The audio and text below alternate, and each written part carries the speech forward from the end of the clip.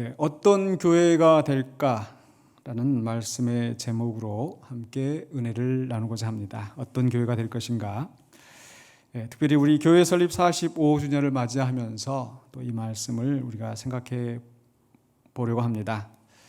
코로나 감염 사태가 확산되면서 곳곳에서 많은 피해가 있는데 그 중에서도 우리 교회도 역시 많은 피해를 입고 있습니다.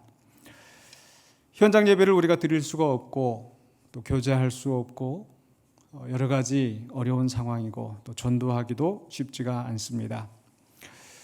교회가 코로나 감염 사태로 피해를 입었는데 지금의 현실은 또한 교회가 더 피해를 확산시키고 또 이 사회에 피해를 주는 주범으로 지금 몰려있는 그런 상황입니다.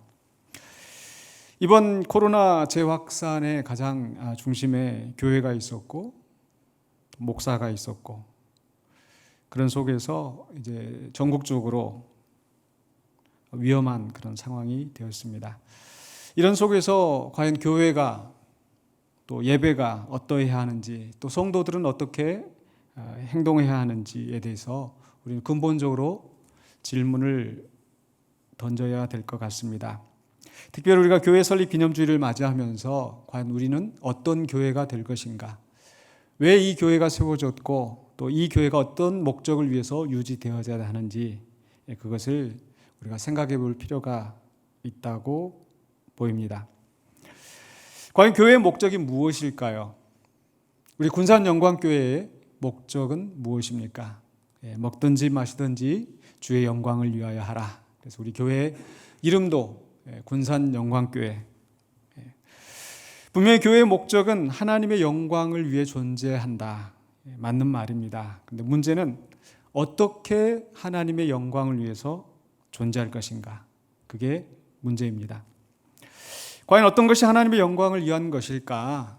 과연 예배의 시간에 우리가 찬양하고 하나님을 높이고 그것만으로 우리가 하나님의 영광을 위한 우리의 사명을 다했다고 할 수 있을까?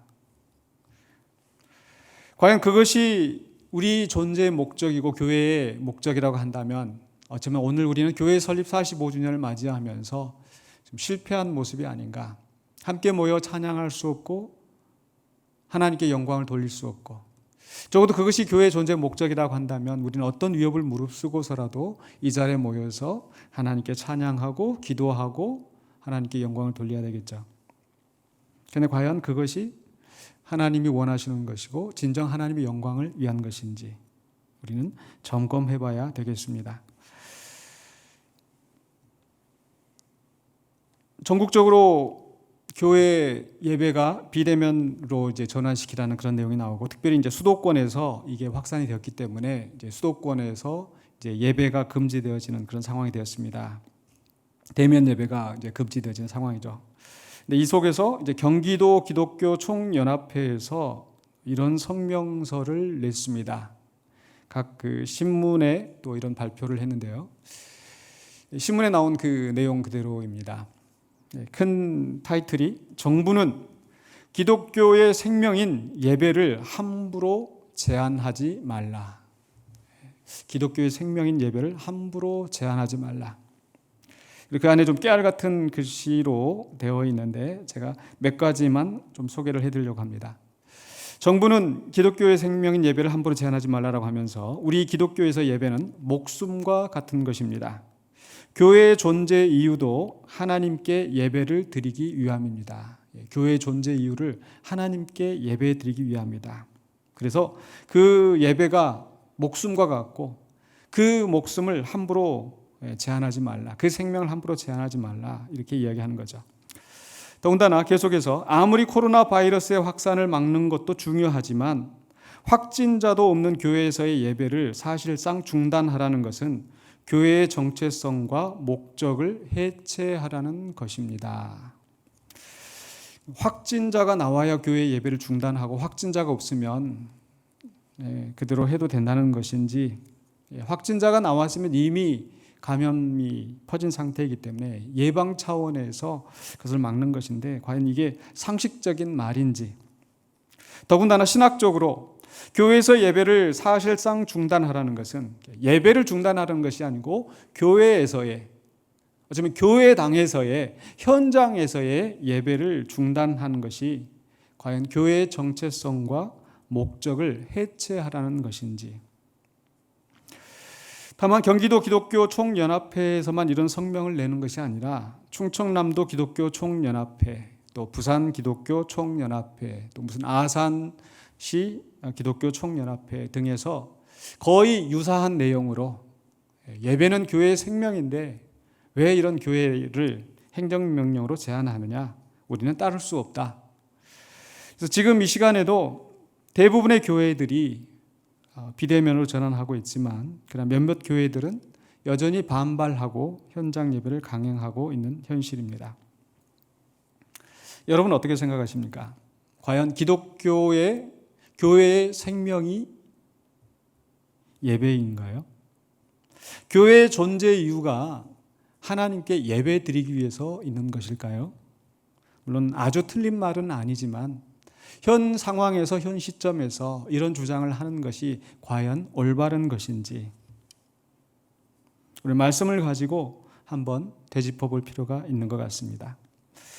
미가서 6장 6절에 보면 이런 말씀이 나옵니다. 내가 무엇을 가지고 여호와 앞에 나아가며 높으신 하나님께 경배할까? 예배에 대한 말씀이죠. 무엇을 가지고 하나님 앞에 나아가 제사할까? 내가 번제물로 1년 된 송아지를 가지고 그 앞에 나아갈까?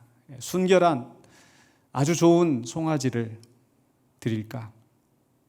아니면 6장 7절에서 여호와께서 천천의 수량이나 만만의 강물 같은 기름을 기뻐하실까? 그 많은 제물을 드렸을 때 하나님 기뻐하실까? 또 심지어는 내 허물을 위하여 내 맏아들을, 내 영혼의 죄로 말미암아 내 몸의 열매를 드릴까? 내 아들을, 내 자신을 하나님 앞에 드릴까? 예배에 초점을 맞추고 있는 거죠. 그런데 6장 8절에서 이렇게 말씀합니다. 사람아, 주께서 선한 것이 무엇임을 내게 보이셨나니 여호와께서 내게 구하시는 것은 오직 정의를 행하며 인자를 사랑하며 겸손하게 내 하나님과 함께 행하는 것이 아니냐. 하나님이 원하시는 것은 천천의 수량, 만만의 강물 같은 기름, 그런 제사가 아니라 여호와께서 내게 구하시는 것, 오직 정의를 행하고 오직 긍휼을 행하고 하나님과 함께 행하는 것, 하나님과 동행하는 것, 이것이 하나님께서 우리에게 보여주신 선한 것이라는 거죠. 분명히 이 말씀을 비추어 보건대 하나님은 제사보다, 예배보다 정의와 인자를 원하시는 것 같습니다. 또 비슷한 말씀이 이사야서 1장 11절에서도 이렇게 기록되어 있습니다. 여호와께서 말씀하시되, 사람의 말이 아니라 하나님의 말씀입니다. 너희의 무수한 재물이 내게 무엇이 유익하뇨? 나는 수량의 번제와 살진 짐승의 기름에 배불렀고 나는 수송아지나 어린 양이나 수렴소의 피를 기뻐하지 아니하노라. 오늘날 우리는 더 이상 제단에서 제물을 드리지 않기 때문에 이 말씀을 오늘 이 시대에 우리가 적용해 본다면 나는 너희의 찬송 소리와 너희의 기도 소리 기뻐하지 않는다. 13절에서는, 이사야서 1장 13절에서는 헛된 죄물을 다시 가져오지 말라. 분향은 내가 가증히 여기는 바요. 분명히 예배하고 있는데, 분명히 하나님 앞에 제물을 드리는데 더 이상 가져오지 말라. 너희가 하는 분향이, 그 분향은 우리가 흔히들 성도의 기도다 이렇게 이야기를 하죠. 근데 너희의 기도가 내가 가증히 여긴다. 월삭과 안식일과 대회로 모이는 것도 그러하니, 월삭, 안식일, 대회, 성회로 모이는 것 다 하나님께서 율법으로 정하신 것입니다. 그럼에도 불구하고 하나님께서는 이것에 대해서 가증히 여기신다. 왜 그랬습니까? 성회와 아울러 악을 행하는 것을 내가 견디지 못하겠노라. 예배한다고 하면서 우리가 악을 행하고 일상의 삶 속에서 이웃에게 피해를 주고 다른 사람들을 위협하게 하는 것은, 그러면서 하나님 앞에 나와 예배한다고 하였을 때 내가 너희의 기도를 가증히 여긴다. 너희가 모여서 예배하는 것을 내가 더 이상 받을 수가 없다. 14절 15절에서 계속해서 내 마음이 너희의 월삭과 정한 절기를 싫어하나니 그것이 내게 무거운 짐이라 내가 지기에 곤비하였느니라. 우리는 하나님에 대해서, 하나님은 졸지도 아니하시고 주무시지도 아니하시고 피곤하지 아니하신 하나님. 근데 우리 하나님께서 너희의 그 예배를, 너희의 월삭과 너희의 정한 절기마다 나와서 예배하는 것이, 제사를 하는 것이 내게 짐이다. 내가 곤비하다. 지겹다. 그만 가져와라. 더 이상 감당 못하겠다. 너희가 손을 펼 때 내가 내 눈을 너희에게서 가리고 너희가 많이 기도할지라도 내가 듣지 아니하리니 이는 너희의 손에 피가 가득함이라. 피가 가득하다는 말씀이 무엇일까요? 결국 생명을 위협하고 해를 끼치는, 그러면서 하나님 앞에 나와서 예배한다고 했을 때 하나님이 과연 그 예배를 기뻐하실까? 과연 그것이 하나님 앞에 생명이 될까? 우리 하나님은 그 원하시는 것이 무엇인지 아까 미가서 6장에 있는 말씀처럼 이사야를 통하여서도 우리에게 분명히 말씀하고 있습니다.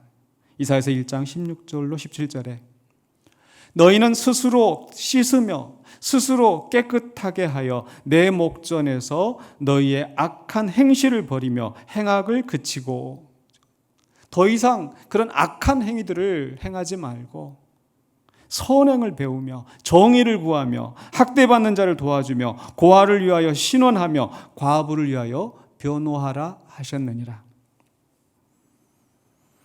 정말 하나님이 원하시는 것은 무엇일까요? 천천의 수량 만만의 강물 같은 기름이 아닌 것이 명백합니다. 하나님이 원하시는 것은 정의이고 긍휼이며 약자를 돌보고 생명을 사랑하고, 이런 말씀이 성경에 무수히 많이 나오고 있습니다. 과연 교회의 존재의 목적이 하나님께 예배하는 것이다, 하나님의 영광을 위한 것이다, 그런 말을 하면서 이런 시기에 우리가 예배, 교회의 생명인 예배를 우리가 고수해야 된다. 과연 이것이 하나님이 원하시는 것일까? 하나님이 참으로 원하시는 것을 모르고 그저 모여서 하나님 앞에 예배한다고 하였을 때 하나님이 오히려 더 이상 예배하지 말라, 말라기서 있는 말씀처럼 누가 이 성전 문을 닫을 자가 있었으면 좋겠다.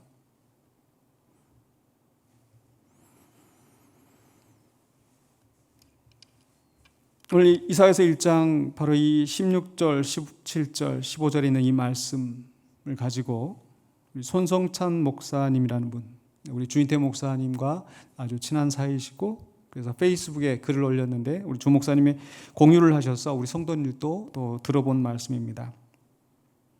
바로 이 이사야서 말씀을 인용하면서 세상의 아픔과 연약한 자들에게 눈을 감는 자의 기도, 그의 예배는 받지 않으신다. 그것은 이미 정체성으로부터 벗어났기 때문이다. 정체성이라고 하는 것은 바로 예배가 무엇인가, 우리가 누구인가, 하나님이 어떤 분이신가. 예배라고 하는 것은 아바드, 섬김, 종이 주인을 섬기듯이 우리가 하나님을 섬기는 것이 예배인데, 과연 그렇다면 이 예배는 우리가 종으로서 하나님을 섬긴다고 한다면 바로 하나님의 뜻에 합당하게 우리가 섬겨야 되지 않겠는가. 그런데 그 하나님의 뜻은 제쳐두고 그래서 내가 하고 싶은 대로, 내가 원하는 대로 모여서 예배하는 것, 그것이 하나님의 영광을 위하는 것이라고 착각하는 것이 아닌가. 우리는 예배뿐만 아니라 우리 교회의 존재 목적에 대해서 다시 한번 생각해 봐야 될 것입니다. 우리 교회 주인은 누구입니까? 우리는 교회 주권이 교인에게 있다 이런 말을 하는데 그것은 이 교회가 우리 교인들의 것이라는 그런 뜻은 아니죠. 교회의 주인은 바로 예수 그리스도이시고 하나님이실 겁니다. 이 교회를 세우신 분이 누구입니까? 분명히 마태복음 16장 18절에 예수님께서 베드로의 고백을 들으시고 내가 이 반석 위에 내 교회를 세우리니 음부의 권세가 이기지 못하리라. 이 교회는 예수님의 것이고 예수님이 세우신 교회입니다. 그런데 이 교회가 신약 성경에서 갑자기 처음 나타난 게 아닙니다. 구약 성경에서 분명히 교회가 있습니다. 구약의 교회는 어떤 것일까? 우리가 교회라고 이야기할 때 우리 교회를 헬라어로 에클레시아라는 단어를 사용을 합니다. 에클레시아, 에크라고 하는 건 엑스, 이게 바깥으로 아웃라는 뜻이고, 클레시아라고 했었을 때는 칼레오, 부르다, 콜, 즉 바깥으로 불러내다, 그런 이 단어의 어원에서 기원한 것인데, 원래 이 에클레시아라는 단어는 교회를 가리키는 그런 특정한 단어가 아니고 바로 아테네의 그 민회, 시민의회를 가리키는 용어였습니다. 즉 어떤 문제를 해결하기 위해서, 결정하기 위해서 소집된, 부름을 받은 시민들의 모임이라는 거죠. 바로 구약 성경의 카할이라는 모임, 집회, 회중, 우리가 지난 시간에 또 몇 주 동안에 우리가 사사기에서 보았던 이스라엘의 총회, 이스라엘의 회중, 거기에 해당하는 단어가 카할이고 바로 에클레시아라는 거죠. 이런 의미에서 우리는 바로 교회라고 하는 것은 바로 하나님의 부르심을 받은 사람들의 모임이다라고 이해할 수 있겠죠. 그 하나님의 부르심이 어디서부터 시작되었는가? 바로 오늘 봉독하였던 그 말씀. 하나님께서 아브라함을 부르시고 아브라함의 자손들로 구약의 교회를 세우셨다라는 거죠. 창세기 12장 1절로 2절에서 여호와께서 아브라함에게 이르시되 너는 너의 고향과 친척과 아버지의 집을 떠나 내가 내게 보여줄 땅으로 가라. 내가 너로 큰 민족을 이루고 내게 복을 주어 내 이름을 창대하게 하리니 너는 복이 될지라. 즉 하나님께서 아브라함을 바깥으로 불러내셨어요. 내가 지금 머무르고 있는 그 땅, 네가 거주하고 있는 그 땅에서 나와라. 그리고 내가 너에게 보여줄, 내가 너에게 지시할 그 땅으로 가라. 네가 속한 너의 친척, 너의 아버지 집, 너의 민족을 떠나라. 불러내시고, 그리고 하나님의 계획은 내가 너로 큰 민족을 이루겠다. 큰 회중, 구약의 교회를 만드시는 거죠. 그러면서 하나님께서 이 바로 아브라함을 택하시고 아브라함의 자손들로 큰 민족을 만들고자 하시는 하나님의 뜻이 무엇인지 너는 복이 될지라.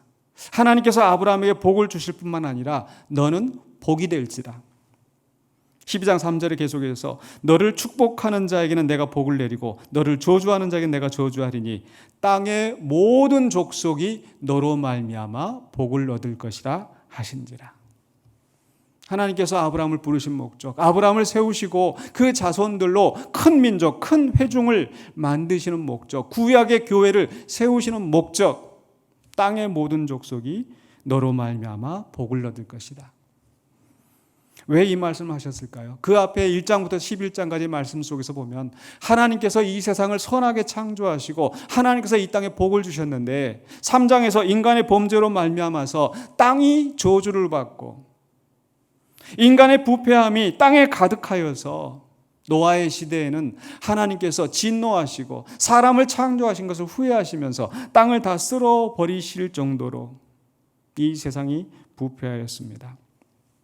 하나님께서 노아의 홍수로 다 쓸어버리시고 그 가운데 하나님께서 여전히 이 노아의 자손들로 하여금 이 땅 위에서 번성하게 하시고 새 인류를 시작하게 하셨는데 여전히 그 인간들은 바벨탑에 모여서 함께 모여서 바벨탑을 쌓고 대제국을 건설하면서 하나님의 뜻과 상관없이 자기들의 욕심을 채우려고 하는 그 나라를 세우려고 했었던 거죠. 그게 1장부터 11장까지의 내용이었었고, 이제 12장에서 하나님께서 그 세상의 민족들 가운데서 하나님께서 아브라함을 불러내시고 새 민족을 세우시고 새 나라를 이루어 가시는 이 계획을 시작하시는 겁니다.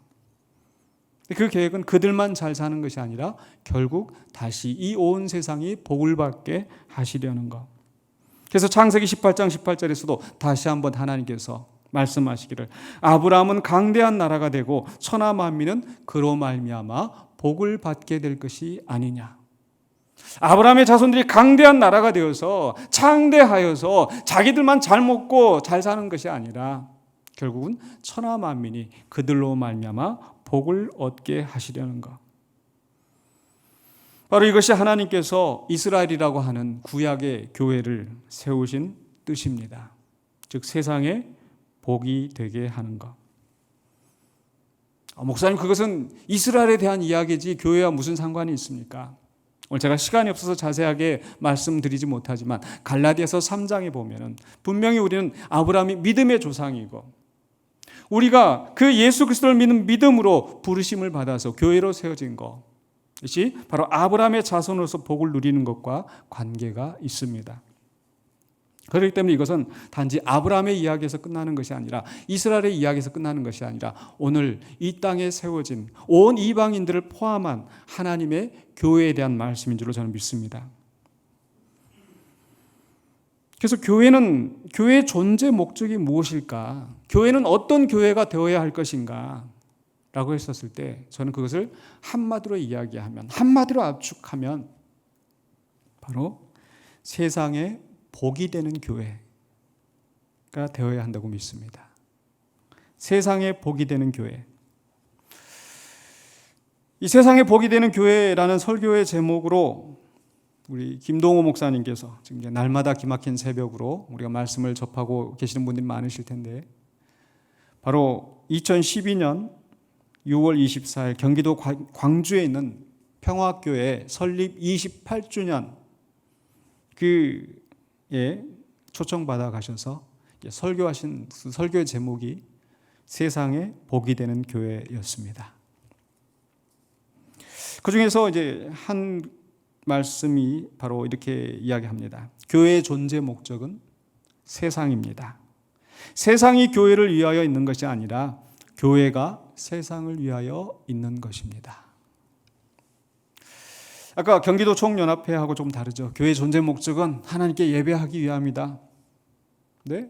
우리 김동호 목사님은 교회의 존재 목적은 세상이다. 세상이 교회를 위하여 있는 것이 아니라 교회가 세상을 위하여 있는 것입니다. 우리는 세상에 복이 되는 교회가 되기를 원합니다. 세상에 복이 된다고 해서 그저 세상에 유익이 되는 하나의 단체로 남는 것은 아니죠. 세상에 유익이 되는 단체는 많습니다. 무슨 뭘까요? 라이온스 클럽, 또 무슨 YMC도 기독교에 관계된 거니까. 전혀 이 교회와 상관없이, 기독교와 상관없이, 하나님과 상관없이 세상을 유익하게 하는 자선단체, 구호단체, 정의를 실현하기 위한 단체 많이 있습니다. 근데 교회는 그저 세상에 유익이 되기 위해서 존재하는 그런 단체가 아니죠. 바로 세상을 창조하시고 주관하시며 그리고 여전히 이 세상을 사랑하시고 그래서 이 세상을 구원하시고자 하시는 하나님의 사역에 동참함으로써 세상에 복이 되는 교회가 되어야 될 줄로 믿습니다. 그렇기 때문에 맹목적인 예배를 고수하는 것이 아니라 정말 생명을 구하고 세상을 구원하시려는 하나님의 뜻을 이루는 교회가 되어야 되지 않을까요? 이런 상황에서 저는 바로 지난 8월 17일 한국기독교교회협의회에서 바로 이 코로나19 재확산 상황에 대해서 입장문을 발표한 것이 굉장히 마음에 와닿았습니다. 바로 이런 내용입니다. 큰 제목이 한국교회는 생명과 안전과 구원을 위해 자기 비움의 길을 걸어야 합니다. 아까 경기도 총연합회에서는 정부는 기독교의 생명인 예배를 제한하지 말라 이렇게 시작하는데, 이 한국기독교협회 입장문은 생명과 안전과 구원을 위해 자기 비움의 길을 걸어야 합니다로 시작을 합니다. 그 내용은 하나님께서 사랑하시는 세상을 향해 보내진 교회는 교회 자신의 안전과 안락을 위해 존재하지 않습니다. 교회의 존재 목표는 하나님께서 우리의 이웃과 자연의 생명의 안전과 구원을 위해 행하시는 하나님의 선교와 목회와 정치에 참여하는 것입니다. 여러분, 교회의 존재의 목표가 하나님께 예배하기 위함이다라는 것과 하나님께서 우리의 이웃과 자연의 생명의 안전과 구원을 위해 행하시는 하나님의 선교와 목회와 정치에 참여하는 것입니다. 어느 쪽이 과연 우리 교회, 우리 군산영광교회 존재의 목적이 되어야 될까요? 생명위기의 시대에 주변화된 사회적 약자와 소수자 한 사람을 환대하며 구원의 길로 이끄는 교회가 세상을 구원하시는 하나님의 선교와 목회와 정치에 참여할 수 있습니다. 코로나19 위기 상황에서 모이는 교회의 예배와 집회가 생명의 안전을 위협하는 요소를 지니고 있다면 희생적으로 스스로를 제한하는 것이 교회의 참된 모습입니다. 교회가 지역사회의 생명 안전을 지키는 주체라는 분명한 자의식을 가지고 자기 비움의 길을 걸을 때 그것 자체가 복음의 공적 증인이 되어 교회의 대사회적 신뢰를 높일 것입니다. 과연 어떤 것이 정말 세상을 구원하시는 하나님의 계획에 동참하는 것이고 어떤 것이 그리스도의 복음을 바로 전파하는 길이 될까요? 교회 설립 45주년을 맞이하면서 좀 더 밝고 희망찬 그런 메시지를 증거했으면 좋겠지만, 정말 우리가 함께 모여서 이런 비대면 예배가 아니라 정말 함께 모여서 축하하고 기뻐하고 잔치하는 그런 시간이 되었으면 좋겠지만 우리는 지금 그런 현실이 아닙니다. 하지만 이 속에서 하나님께서 우리에게 주시는 메시지가 무엇일까? 교회 설립 45주년을 맞이하면서 우리가 함께하지 못하고 여전히 비대면으로 이게 예배드리고 있는 이 현실 속에서 우리는 하나님이 원하시는 교회가 어떤 모습이 되어야 될지를 더 깊이 생각하는 기회가 되어야 되지 않을까요? 과연 우리는 어떤 교회가 되어야 되겠습니까? 예배에 목숨을 거는 교회? 아주 틀린 말은 아니지만 현장 예배에, 교회에서의 예배에 목숨을 거는 교회가 과연 바람직한 교회일까? 저는 그것보다는 물론 교회의 존재 목적 여러 가지로 이야기할 수 있겠지만 오늘 본문의 말씀에 기초하여서 한마디로 요약했던 것, 어떤 교회가 되어야 될까요? 세상에 복이 되는 교회. 바로 하나님이 아브라함을 부르신 뜻이고 예수님께서 이 땅에 교회를 세우신 뜻이 아닐까요? 그것을 통해서 결국 하나님의 영광을 드러내는 것. 베드로전서 2장 9절에 이렇게 말씀하고 있습니다. 너희는 택하신 족속이요 왕 같은 제사장들이요 거룩한 나라요 그의 소유가 된 백성이니. 분명히 출애굽기 19장에서 이스라엘 백성에게 적용된 말씀인데 이제 베드로 사도는 교회에 그 말씀을 적용하면서 성도들을 향하여서 택하신 족속, 왕 같은 제사장, 거룩한 나라, 하나님의 소유된 백성이라고 선언을 하고 있습니다. 이렇게 세우신 목적이 무엇입니까? 이는 너희를 어두운 데서 불러내어 그의 기이한 빛에 들어가게 하신 이의 아름다운 덕을 선포하게 하려 하심이라. 바로 하나님의 영광을 위한, 그것을 위해서 교회를 세우시고 성도를 부르셨는데 이 하나님의 아름다운 덕을 선포하는 것이 그저 교회에 모여서 하나님께 찬송하고 기도하고 그것이 하나님의 덕을 선포하는 길이지. 베드로 사도는 그렇게 이야기하지 않습니다. 베드로전서 계속해서 그 이후에 있는 말씀 2장 12절에 너희가 이방인 중에서 행실을 선하게 가져. 하나님의 아름다운 덕을 선포하는 것이 그저 교회에서 모여서 찬송하고 기도하는 것에 그치는 것이 아니라 이방인 중에서 선한 행실을 가져. 너희를 악행한다고 비방하는 자들로 하여금 너의 선한 일을 보고 오시는 날에 하나님께 영광을 돌리게 하려 함이라. 이방인 중에서 선한 행실을 드러내고 하나님의 아름다운 덕을 선포하고 그러할 때에 주님 오시는 날에 하나님의 영광이, 하나님을 아는 지식이 온 땅에 가득하게 되어서 구원하심이 보좌에 앉으신 이와 어린 양께 있도다. 각 나라와 족속과 민족과 방언에서 하나님을 온전히 찬양하고 하나님께 영광을 돌리게 되는 그 날이 오게 되지 않겠습니까? 그것을 위해서 우리는 어떻게 살아야 되는가? 계속해서 그 이후에 있는 말씀 13절에 14절에 계속해서 인간의 모든 제도를 주를 위하여 순종하되 혹은 위에 있는 왕이나 혹은 그가 악행하는 자를 징벌하고 선행하는 자를 포상하기 위하여 보낸 총독에게 하라. 이방인 중에서 선한 행실을 가진다고 하는 것 중에 한 예로서 바로 그 다음에 이어지는 말씀이 인간의 제도를 주를 위하여 순종하라.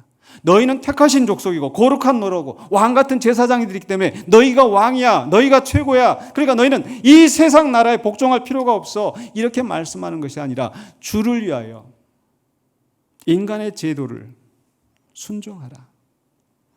위에 있는 왕이나, 그 당시에는 왕이 있었기 때문에 이렇게 얘기를 하겠죠. 오늘날 언어로 표현을 한다면 국가에, 대통령에게, 정부에 순종하라. 로마서에서도 모든 권세는 위로부터 났다. 하나님께서 주신 권세에 순복하라.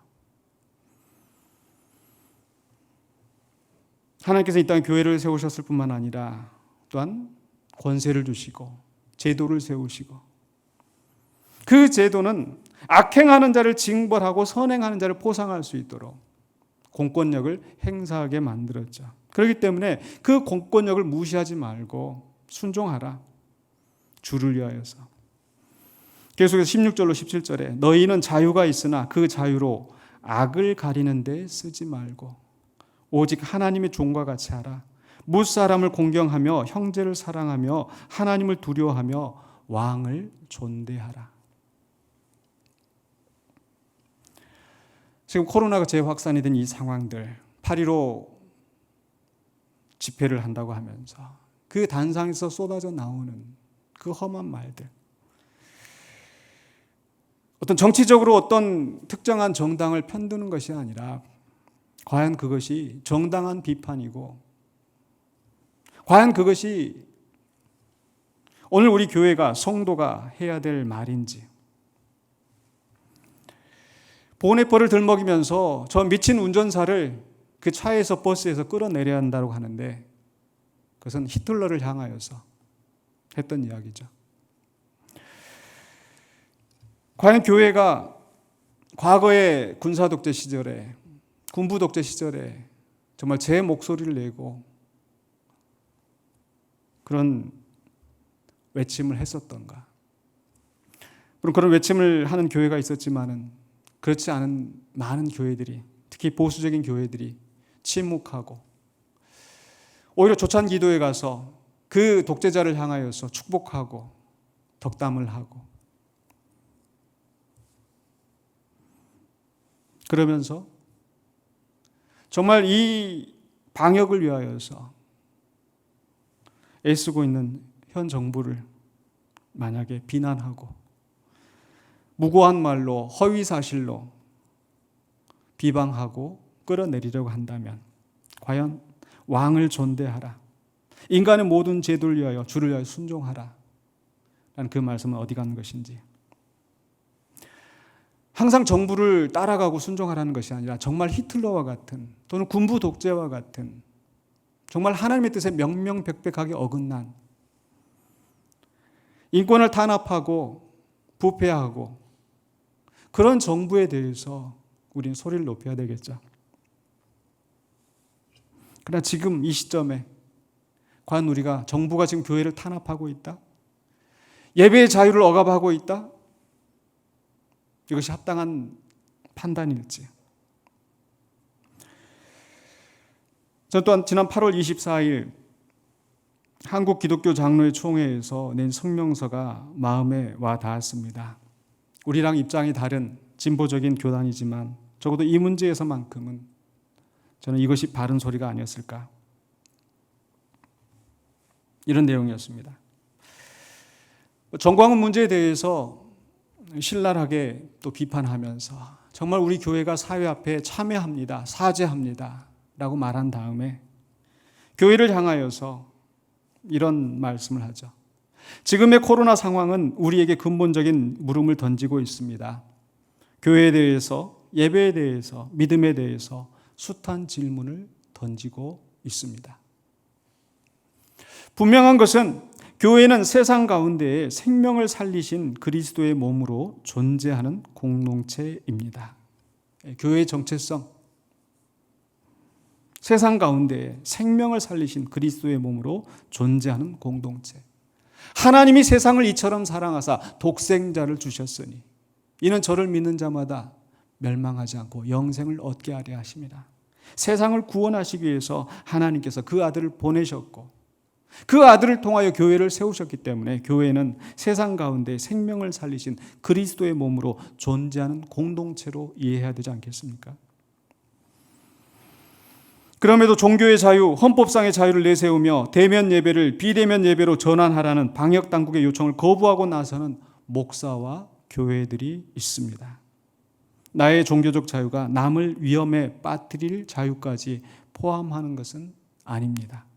헌법과 법을 논하기 전에 교회는 세상의 구원을 위해 자신을 희생하고 십자가를 짐으로써 하나님의 나라를 보여주어야 할 공동체입니다. 교회가 어떤 존재가 되어야 될지, 세상의 구원을 위해 자신을 희생하고 십자가를 지신 바로 예수 그리스도를 머리로 하는 교회이기 때문에, 또 하나님의 나라를 이 땅에 보여줘야 하는 공동체이기 때문에 우리는 예수 그리스도가 하신 것처럼 희생하고 십자가를 지고 자기를 비우는 교회가 되어야 되지 않겠습니까? 그러나 현실은 교회가 세상에 십자가를 지워주는 꼴이 되었습니다. 교회가 모여서 예배한다고 하면서 결국 바이러스를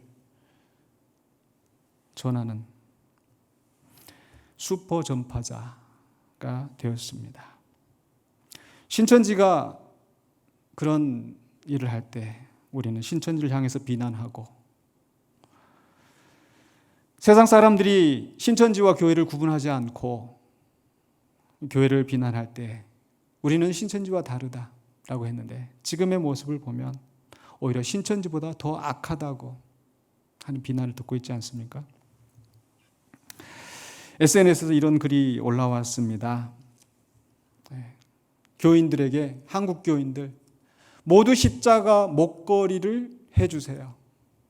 일반인들이 알아서 피해 다닐게요. 부탁합니다. 이게 오늘 우리 교회의 현실 아닙니까? 사람들로 하여금 교회를 더 외면하게 하고 오히려 하나님을 멀리하게 하고 하나님과 원수되게 하고 있지는 않습니까? 이것이 과연 우리가 애매하게 지금 고난을 당하고 있는 것인가요? 베드로전서 2장 19절에 부당하게 고난을 받아도 하나님을 생각함으로 슬픔은 참으면 이는 아름다우나 죄가 있어 매를 맞고 참으면 무슨 칭찬이 있으리요. 계속해서 너희는 택하신 족속의 왕 같은 제사 하는 그 말씀 이후로 계속 주시는 교훈의 말씀입니다. 우리는 이 땅에 왕 같은 제사장으로 거룩한 나라 하나님의 소유된 백성으로 세우심을 입었는데, 이 속에서 우리의 잘못으로 인하여서 비난을 받고 매를 맞고 그 속에서 우리가 참는 것이 무슨 유익이 있을까? 그러나 선을 행함으로 고난을 받고 참으면 이는 하나님 앞에 아름다우니라. 오늘 우리가 선을 행한다는 것이 어떤 것일까? 우리의 권리인 현장 예배를 포기하고 함께 모이는 것을 절제하고 그것이 선을 행함으로 고난을 받는 길이 아닐까요? 말씀을 마무리하려고 합니다. 우리는 45주년 설립을 맞이하면서 또 특별히 코로나 사태를 우리가 겪으면서 과연 예수님이 원하시고 하나님이 원하시는 교회는 어떤 교회가 되어야 할 것인가? 과연 예수님이라면 오늘 이 시기에 어떻게 하셨을까? 바리새인들처럼 안식일을 지켜야 된다고 문자적으로 그것을 고수하고 있었을까? 아니면 예수님께서는 안식일을 파괴하는 것 같지만 정작 안식일의 목적인 생명을 구하고 치유하는, 회복하게 하는 그 사역을 감당할 것인가? 예수님이라면 어떻게 하셨을까? 교회의 머리 대신 예수님이라면 어떻게 하셨을까? 우리는 예수님을 화목제물이라고 말합니다. 죄로 말미암아 하나님과 우리 사이의 원수가 되었는데 예수 그리스도가 십자가를 지심으로 우리가 하나님과 화목하게 되었습니다. 요한일서 2장 2절에 분명히 말씀하고 있습니다. 그는 우리 죄를 위한 화목제물이니 우리만 위한 뿐 아니요 온 세상의 죄를 위하심이니라. 우리만 위할 뿐이 아니라 온 세상의 죄를 위하십니다. 세상을 구원하시려는 하나님의 계획을 위하여서 예수님이 화목제물이 되으셨다는 것, 그리고 그 화목제물의 사명을 우리에게 또한 맡기셨다는 것을 우리는 기억해야 합니다. 바로 고린도후서 5장 17절에 누구든지 그리스도 안에 있으면 새로운 피조물이라고 말씀하신 다음에 18절에 계속해서 모든 것이 하나님께로서 났으며 그가 그리스도로 말미암아 우리를 자기와 화목하게 하시고, 성도들이 예수 그리스도를 통해서 하나님과 화목하게 하시고, 그리고 나서 또 뭐예요? 또 우리에게 화목하게 하는 직분을 주셨으니, 우리는 화목하게 하는 직분을 예수님처럼 화목하게 하는 직분을 받았습니다. 계속해서 19절에 곧 하나님께서 그리스도 안에 계시사 세상을 자기와 화목하게 하시며 그들의 죄를 그들에게 돌리지 아니하시고 화목하게 하는 말씀을 우리에게 부탁하셨느니라. 바로 예수 그리스도 안에서 세상을 자기와 화목하게 하시는 바로 그 하나님께서 우리에게 화목하게 하는 직분, 화목하게 하는 말씀을 우리에게 부탁하셨습니다. 그렇기 때문에 우리는 우리의 자유, 우리의 필요를 채우기 위해서 세상으로 하나님과 원수되게 하는 교회가 될 것이 아니라 바로 하나님께서 우리를 부르시고 세우신 그 뜻, 세상을 자기와 화목하게 하시려는 하나님의 뜻을 이루는 교회가 되어야 될 줄로 믿습니다. 그것을 저는 한마디로 다시 요약한다면 바로 세상에 복이 되는 교회. 우리만 구원받고 우리만 예배하며 여기가 좋사오니 하는 것이 아니라 우리만 복받고 우리만 잘 살고 세상은 망할지라도 우리는 하나님 믿어서 복받는 것이 아니라 우리가 복이 되어서 우리로 말미암아 세상이 복이 되는 교회, 우리로 말미암아서 세상이 하나님을 알고 예수님을 믿어서 구원을 얻고 하나님께 영광을 돌리는 교회, 그런 교회가 되어야 되지 않겠습니까? 그래서 비록 우리가 교회 설립 45주년을 맞이해서 함께 모여 예배하지 못하지만 오늘 이것을 우리 가운데 허락하신 하나님의 뜻이 무엇인지, 그리고 우리 교회가 어떤 교회가 되어야 할지, 세상에 복이 되는 교회로서 거듭나는 또 변해가는 우리 군산영광교회가 되시기를, 모든 성도님들이 되시기를 주의 이름으로 간절히 축원합니다. 기도하겠습니다. 거룩하신 아버지 하나님, 은혜를 감사합니다. 비록 우리가 함께 모여 예배하지 못하지만 주님께서 이 교회를 세우신 그 뜻을, 그 목적을 다시 한번 되새기게 하여 주심을 감사합니다. 이제 앞으로 우리 교회가 계속해서 50주년, 60주년, 70주년, 100주년을 지나갈 때 정말 우리의 본분을 다하는 교회가 되기를 원합니다. 이것을 위하여서 오늘 이 시대에 지금 이 상황에서 우리가 어떻게 해야 할지 주님의 주신 뜻을 온전히 분별하게 하여 주시고 그 뜻을 따라 순종하며 하나님께 영광을 돌리고 세상에 복이 되는 우리 군산영광교회 온 성도가 되게 하여 주시옵소서. 예수 그리스도 이름으로 기도하옵나이다. 아멘.